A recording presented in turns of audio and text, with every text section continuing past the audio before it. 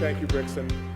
I'd also like to thank Weston Milliken and Kathy Blumenfield and all the people at Liberty Hill for believing that I deserve this honor. The Upton Sinclair Award is given to people for unwavering idealism and vision. And I understand the unwavering idealism part because it's just thinking that you know how the world should be and being optimistic that you can get there. I'm not quite so sure about the vision thing. In 1981, I was working for a small company that was composed of people I'd gone to high school with, and I was laid off. And it was terrible, and it was the start of an interesting journey because it made me reflect on how I'd gotten there. And I was laid off because they ran out of money and because I was probably a pain in the butt. And I looked back at my checkered history in the workforce and said, well, you know, I put myself through college by being a contract computer programmer, and that worked out pretty well. I didn't fire myself. And I worked for HP, and they moved my division to California. I worked for another small company, and the president ran off with the secretary and all the money. And the inevitable conclusion you draw from this is that bad things happen when I work for other people. And so that's when I started Quark. And it's kind of just what a pathologically introverted person should do, is to try to start their own company. That at the time, I thought, well, you know, I'm a computer programmer. I'll write a program, and then I'll write a letter and send it to all the dealers, and then they'll send me checks. And as it turned out, at that particular point in history, that actually worked. And they did send me checks, and the $2,000 that I borrowed from my parents to start my company, I was able to repay within 2 weeks. But it kind of grew a little bit out of control from there. And over the course of nearly 20, I guess it was approaching 20 years, we went from just being me in my bedroom, answering the telephone at 3 in the morning to do tech support for people in Australia, to 300 people in 11 countries. And I don't know how a mathematician, computer programmer with no business courses managed to run a business, but fortunately it worked. And I had the help of a wonderful, wonderful business partner named Fred Ebrahimi, he would say he's Persian, which means Iranian. And he actually taught me to at least simulate being extroverted for brief periods of time before I break down. But then something happened along the way to success. In Colorado, a used car dealer from Colorado Springs put up an amendment on the state ballot to take away all rights from gay and lesbian people.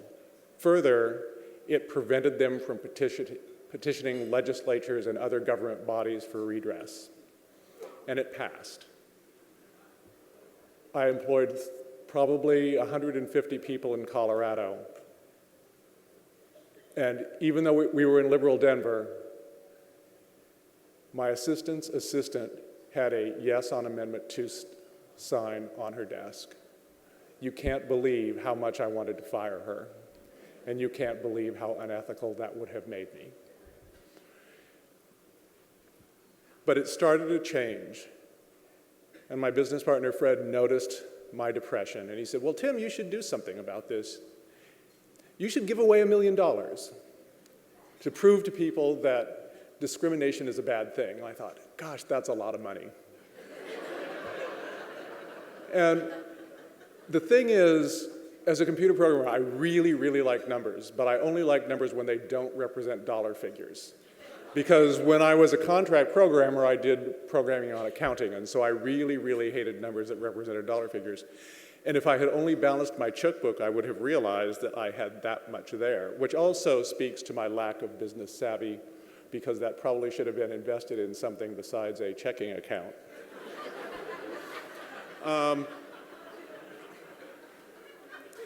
And so I'm not sure where the vision thing came in. I think the vision thing came in because one of the things I really like to do is win. And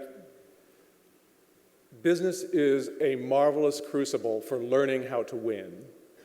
The competition that we had was, you should never underestimate the value of a stupid competitor. And our competitor was not the most savvy and was easily manipulated into, one of the things we did is we positioned our product, which is a product called Quark Express for desktop publishing, as a,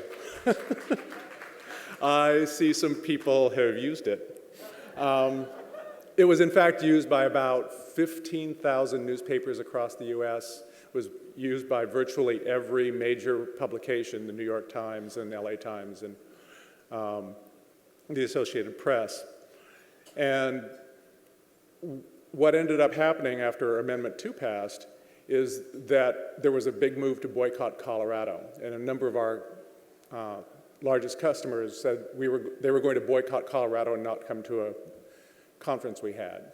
And so I said, no, come to Colorado. We will take a vote amongst our customers to see whether we should boycott Colorado in the event that Amendment 2 ever actually goes into effect. And so I gave up, when they came, I gave an impassioned and not completely unbiased speech about what they should do in the event that Amendment 2 passed, which was to boycott my own state.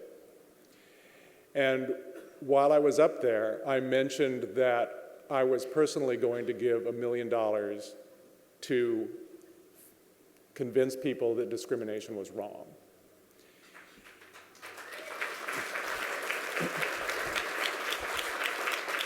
So that doesn't sound like such a big deal in some ways, except that amongst the people in the audience was the Associated Press, who came up and asked if they could report on that. And so that was my introduction to national fame, if you can call having an article run in the LA Times national fame and getting lots of death threats. But in a way, if you know you're effective when people hate you. And if they don't hate you, if they don't know who you are, if they don't know what you're trying to do, then you're not effective. So the most important thing you can do is to be effective and piss other people off.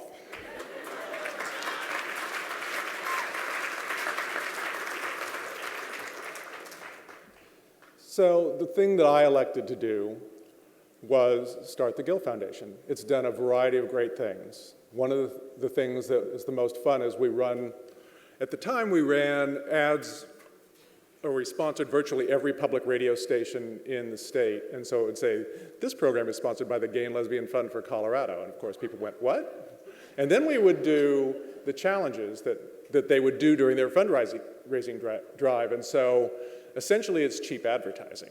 And every 2 minutes they go, and every dollar you give will be matched by the Gay and Lesbian Fund for Colorado.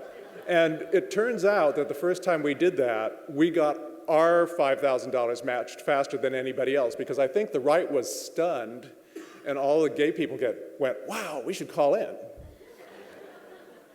But it's a series of things like that which involve reaching out to constituents that make the work effective. The other incredibly important thing we've done is work with donors. And I had no peers. I felt completely alone. No one was kind of giving in the ways I was giving, at the levels I was giving, and so the solution was simply to create a venue for those people to meet and to learn. And one of the things I learned actually from an older gay man from San Francisco, and he said, Tim, the older I get, the less money I give because I'm afraid I might need it when I get to my golden years. He was actually already in his golden years, but nevertheless, and I thought, gee, I might do that. and I have to avoid that at all costs. And so that's, at that point, over the next several years, I gave 60% of my assets to the Gill Foundation.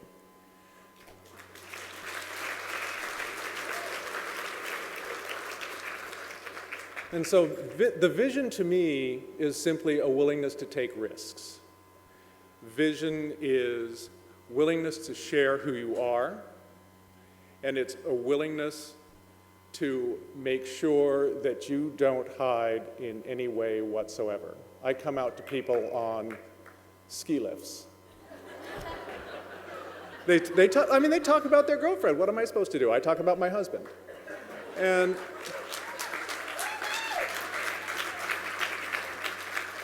And you win by trying things that the competition can't do, won't do, or hasn't thought of. The number of things that people have not tried because somehow they've been programmed to believe they can't do it is large. They don't all work, but you have to experiment.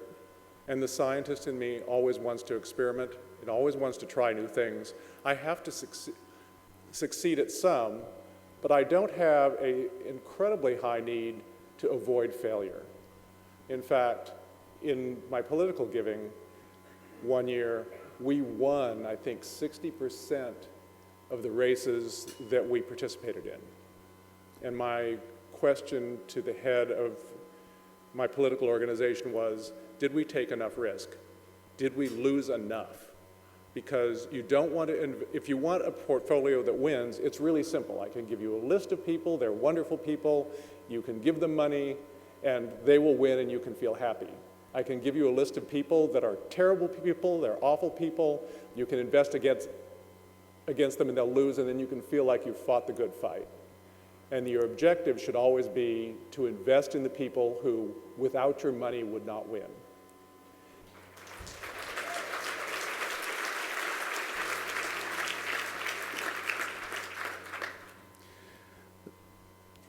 To the extent that I've demonstrated any vision, it's really only because I've been able to combine with others to do so. Vision requires implementation to gain recognition. And so I share this award with members of my staff, my executive director, Tim Sweeney, the members of my political staff, and its executive director, Patrick Guerrero. And I share it with all the donors who've believed in me and helped us achieve our goals. This award is really their award, and I'm just the one that gets to make the speech. Thanks.